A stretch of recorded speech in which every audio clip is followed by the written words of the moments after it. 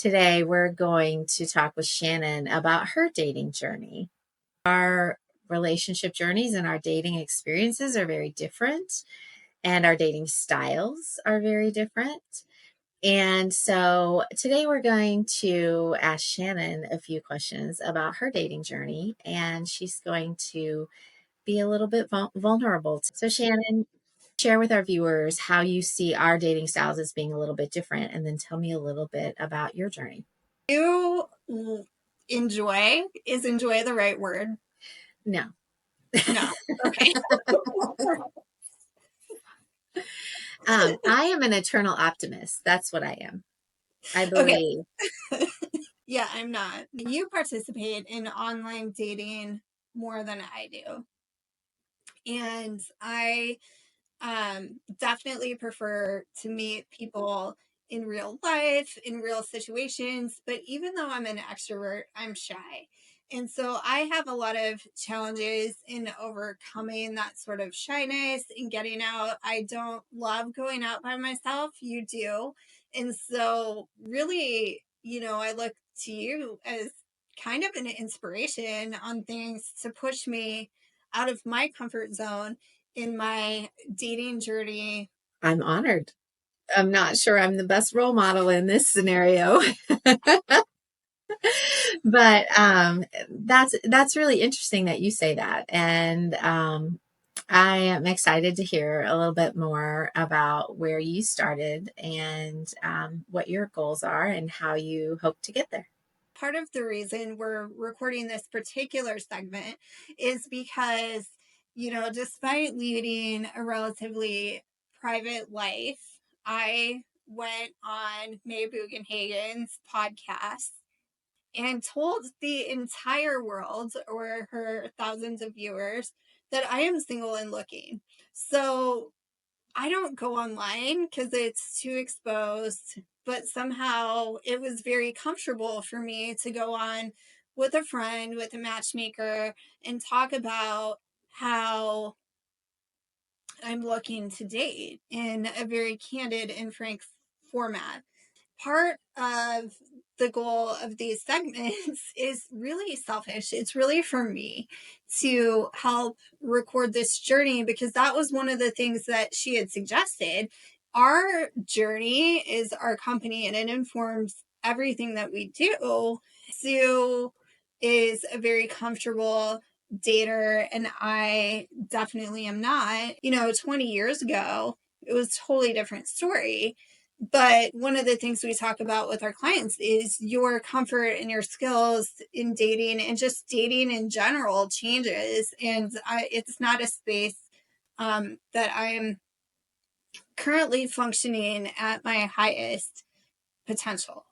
I'm working on it though. Well, let's be clear. Just because I'm a little more comfortable in my dating journey doesn't mean I want to stay there.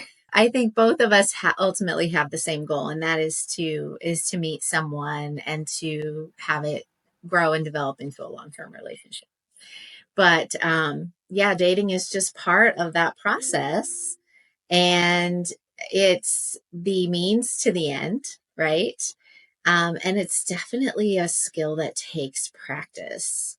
And that's something that we bring to our businesses. We're always pivoting and changing how we do things and why we do things, um, because not only of what our clients we perceive that our clients need, but also our own personal journey. It impacts those decisions because we're like, wow, you know what, this happened to me and I hadn't thought about that, and I bet if it happened to me, it's happened to a lot of other people in our world. And so that's kind of how we develop new topics and new ideas and new programs for the people who participate in the Smitten Project, as well as our viewers. I'd just like to know what it is that you do currently and how you are trying to grow in in your relationship with dating, let's say. So when I broke up with my ex, I was in a very high pressure position and didn't feel like online dating was a choice. I had people that were commenting that they knew me, they knew who I was. And so online dating wasn't an option. And that is really part of the origin story of our company. But if I'm being honest, that isn't the origin story. I have never been good at online dating. I did meet my ex online, but only because my friend took over my phone and started talking to him. One of the services that I'm most excited about are services for online dating profile takeovers. And when I get to a point where I feel like I'm ready to go out and actually start dating again, that is the number one service that I will use. We love Erica, and I'm going to give her a shout out. Her Instagram is a little nudge. Her tips are great. I am looking forward to the day that I can hire Erica. I think the other thing that people really need to know about where I'm at in my own journey is that I have been single for almost 3 years, but I've just started dating again. And what happens, and I think this is something that we see a lot with our clients as well. What happened is when I got out of that long term relationship, I was making terrible decisions about who I wanted to be with. I was looking for really anyone that was the opposite of my ex. My ex is a wonderful human who is very stable in his life. And I like adventure and fun. And so I was finding myself dating a lot of people that made irresponsible decisions. And at some point, I asked myself, is this the person that I really want to be with? Is this the personality type that makes sense for me?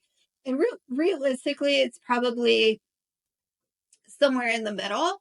But these men I was dating were just all about the adrenaline, all about the rush, very like manly men, for lack of a better word, that were not necessarily the best decision for me. They're the best decision for somebody, but maybe not for me. And so at that time, we had started to connect with coaches, and I really took a hard look at myself and decided that maybe the best option for me to find my lasting love is to actually just take a break and focus on me for a minute. And I am so glad I did. So today I am ready to start dating. There's still some things that I want to do before I jump in 100%, but I'm ready. If someone showed up today, I'm absolutely ready for it. And I think, as I reflect about how far I've come, I don't think I've ever dated from a place of understanding my values, of loving myself enough to respect my values, which sounds crazy because I love myself. I'm super confident. But have I ever loved myself enough to respect what I'm really looking for in a partner? Or maybe in the past it was, I just want a partner and this person is okay. So not settling. I'm going into this in a very different state of mind than I have ever been in my dating journey. And I'm excited for it. I am ready for this experience and I'm ready to get out there. And I'm still a little bit shy. And, I still have my things, but I also know that whoever my person is going to be, bold enough to ask me out, probably, is the reality. Don't tell Dan I said that. Dan Silverman from Better Dating Services. He says women should ask for what they want. So I'm working on that. But I think I know what I'm looking for probably for the first time in my life. I love that, Shannon. And everything that you said, it brings up so many other topics that we hear about. People who say, I don't ever date people who haven't been single for at least a year. I think that some people are ready sooner than that. But I do think that for each of us, we have to take that time to reflect on what worked and what didn't work. And I think that's the key.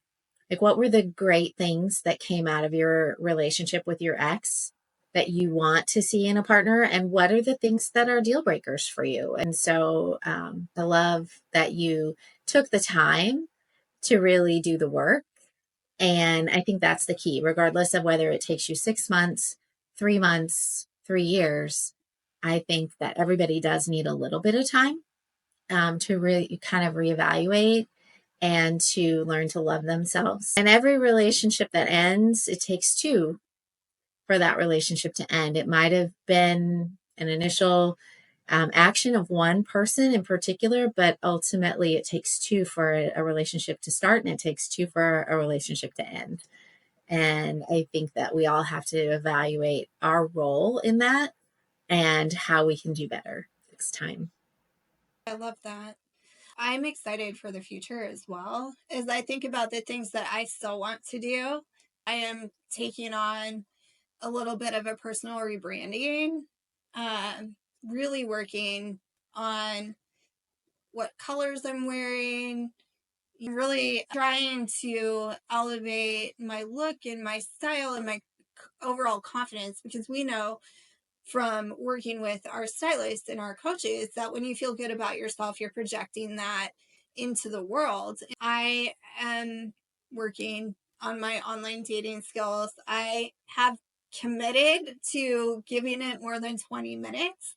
I'm looking for opportunities to get better photos and things like that for my online dating profile to see if that really does make a difference.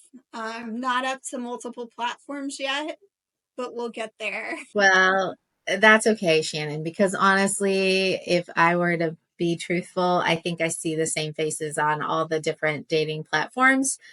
I think it's great that you are willing to put yourself out there and to try again. Because ultimately, honestly, if you're not at least putting yourself out there and going places where you have the potential of meeting someone or being introduced to someone, um, that's half the battle.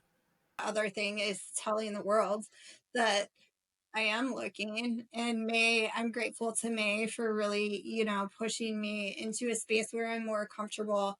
So let's just be clear. She did not force this conversation on me. I was ready to have it, but I think her giving me the opportunity to be more public about my journey was really something that made me commit to actually having the journey in a way that I wasn't necessarily expecting. We talk about our dating lives all the time. We have to in the space that we're in, but to boldly say, this is what I'm looking for, is not something that I had done before. So I'm grateful to her for that. Thank you for being vulnerable, Shannon, and for sharing a portion of your journey, or at least kind of where you started and where you are currently and how you got there.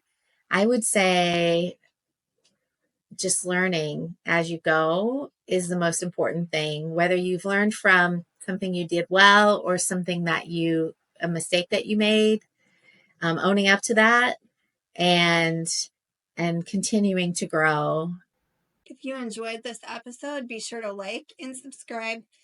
And we'll be checking back later, maybe checking in with me on how how my dating life is going. So if you're curious, be sure to subscribe so you can get the updates and see, the next steps in my journey.